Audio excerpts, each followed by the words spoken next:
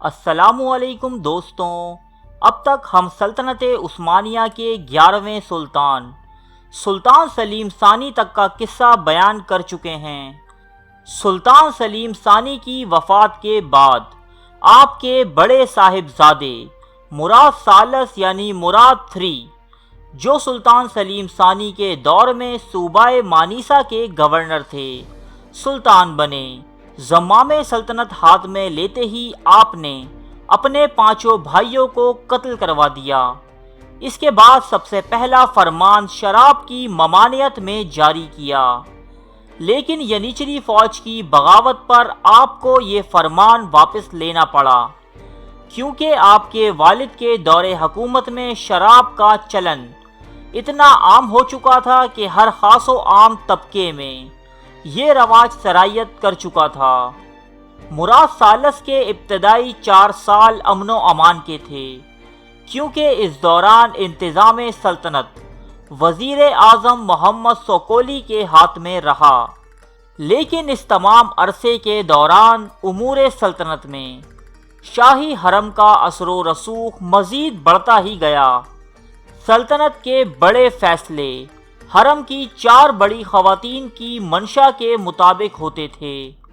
ان میں سے ایک سلطان کی والدہ نور بانو تھیں، دوسری سلطان کی محبوبہ سلطان صفیہ تھیں۔ یہ وینس کے مشہور خاندان بیفو کی رئیس زادی تھیں۔ یہ اپنے حسن کی بدولت سلطان مراد ثالث پر اتنی زیادہ حاوی تھیں کہ وینس نے کئی مرتبہ سلطان مراد ثالث کو جنگ کے لیے مجبور کیا، لیکن صفیہ کی کوششوں سے جنگ کی نوبت نہ آئی۔ تیسری خاتون کا تعلق ہنگری سے تھا۔ یہ صفیہ کی ایک بہت بڑی حریف تھیں، انہیں بھی سلطان کی خاص توجہ حاصل تھی۔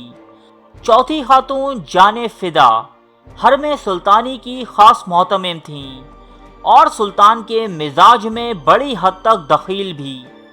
یہی 4 خواتین سلطان کی خاص مشیرے کار اور انتظام حکومت کی حقیقی نگراں تھیں۔ تاہم سلیمان اعظم کے تربیت یافتہ فوجی اور بحری افسروں میں سے اب بھی کچھ باقی رہ گئے تھے، اور مراد ثالث کے عہد میں جو لڑائیاں پیش آئیں ان میں عثمانی فوجوں کو اہم اور نمایاں فتوحات حاصل ہوئیں۔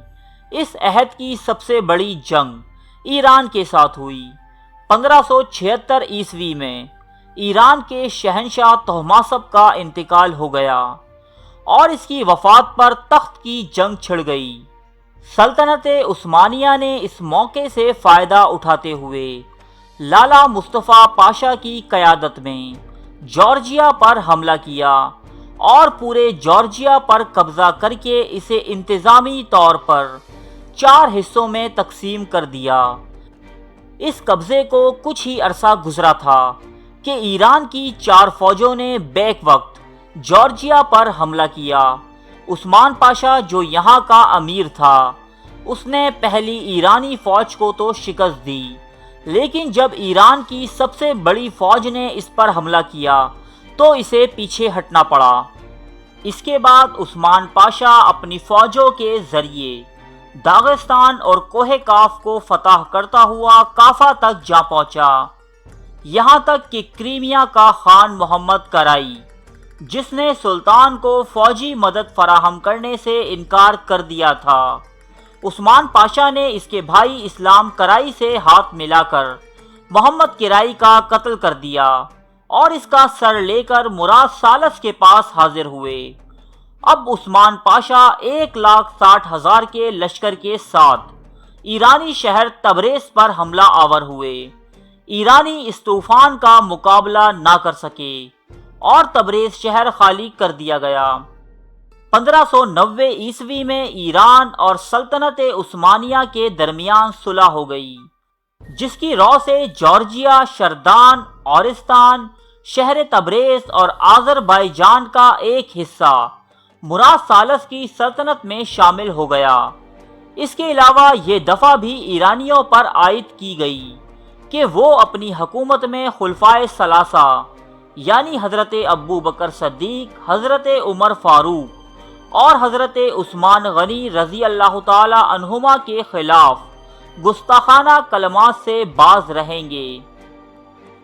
مراد سالس کا عہد حکومت یورپی اقوام کے ساتھ صلح و امن کے ساتھ گزرا، سوائے ہنگری کے قلعے داروں سے چھوٹی موٹی جھڑپوں کے علاوہ کوئی بڑی جنگ رونما نہیں ہوئی۔ مراد سالس کے دور میں پہلی مرتبہ انگلستان یعنی انگلینڈ کی سفارت دربار عثمانی میں حاضر ہوئی اور اپنے لیے وہی مراعات حاصل کرنے کی خواہش ظاہر کی جو کہ فرانس کو حاصل تھی، اور اس مطالبے کو سلطان کی جانب سے منظور کیا گیا۔ 4 سال تک حقیقی طور پر عنان سلطنت وزیر اعظم محمد سوکولی کے ہاتھوں میں تھی، اور آپ نے نہایت کمال مہارت کے ذریعے سلطنت عثمانیہ کے اس عروج کو جو اسے سلیمان عالی شان کے دور میں نصیب ہوا، اس کو اپنے دور وزارت کے آخری سالوں تک قائم رکھا۔ لیکن بدقسمتی سے آپ بھی شاہی حرم کی گھناؤنی سازشوں کا شکار ہوئے۔ پہلے تو مختلف سازشی امرا کی بدولت آپ کے اختیارات جاتے رہے، حتیٰ کہ 1578 عیسوی میں وزیر اعظم محمد سوکولی کو قتل کر دیا گیا۔ آپ کی بدولت سلطنت عثمانیہ کو ایران کے زرخیز علاقوں سمیت نہایت بہترین فتوحات نصیب ہوئی تھیں۔ آپ سلطنت عثمانیہ کے زوال کے آگے ایک آہنی دیوار تھے جو بدقسمتی سے سازشوں کی نظر ہوئی۔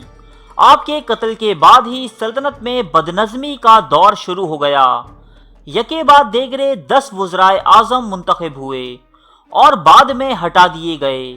ان کی تقرری میں شاہی حرم کا عمل دخل شامل ہوتا، چنانچہ رشوت خوری کا ایک ایسا بازار گرم ہوا کہ ریاست کے ہر شعبے یہاں تک کہ فوج، عدالت اور انتظامی محکمے سب کے سب سفارشوں اور رشوتوں کی نظر ہوئے۔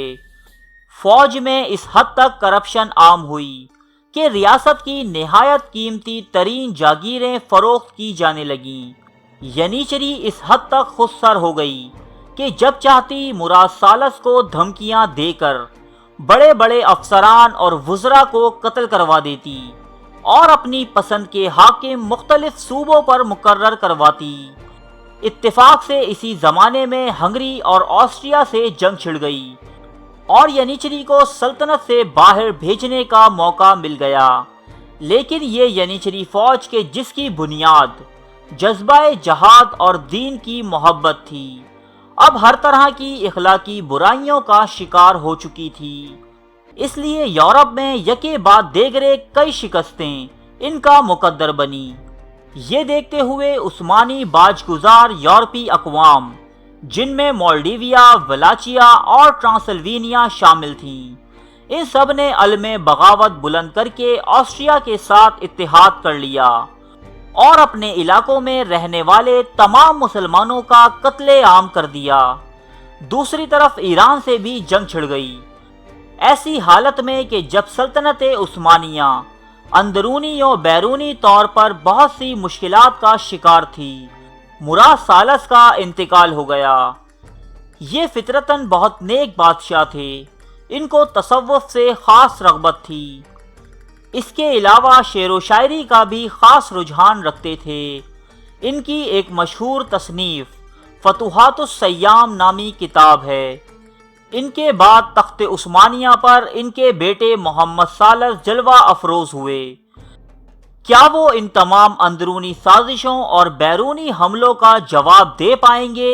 یہ جاننے کے لیے ملاحظہ کیجیے گا سلطنت عثمانیہ کی اگلی ایپیسوڈ۔